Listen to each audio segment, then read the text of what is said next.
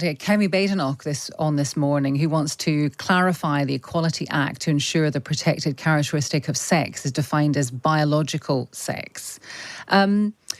If you, Labour, win the election, will you want to clarify anything in the Equality Act? We will not want to amend the Act. It's not needed. The Act, incidentally, was a Labour Act in 2010 that was opposed by the Tories, but it already provides protections for single-sex spaces for biological women.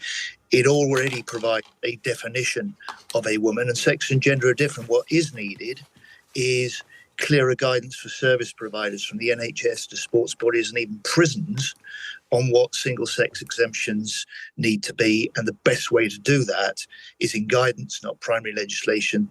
The government's had 14 years to do that, and it hasn't. And this, to be honest, is a distraction for the election campaign, where most people want to hear why the cost of living pressures are so great, what the Tories are going to do and what Labour's going to do to try and help make life more affordable and Britain better, because nothing seems to work well under the Tories now. Okay. Just quickly on that point, and I'm sure you're right, this is not the number one issue for many people. However, Kemi Badenoch has written in the Times today about how she says the Equality Act was, obviously written at a time a while ago when things were different. The words sex and gender are used interchangeably. She says you cannot change your biological sex, but you can reassign gender. Do you agree with that? Well, she's wrong, isn't she? Sex and gender are different. They're not interchangeable.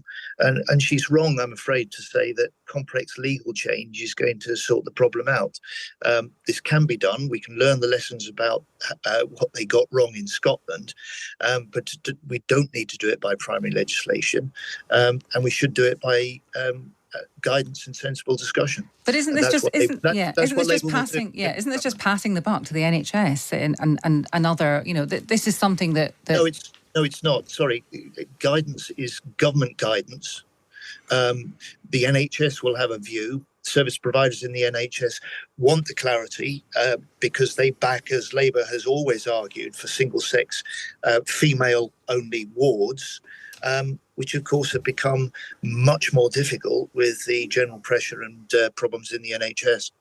So do you think that if you get into power, you will be able to guarantee single-sex wards?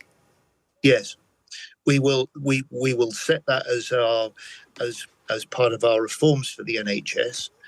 It'll sit alongside renewed guidance on this question of single-sex spaces and the difference between sex and gender. And it will be part of our mission to rebuild the NHS and get it back on its feet after a period of 14 years where it's been run into the ground. OK, that's John Healey, Shadow Defence Secretary. Let us know your thoughts on all of that, Labour.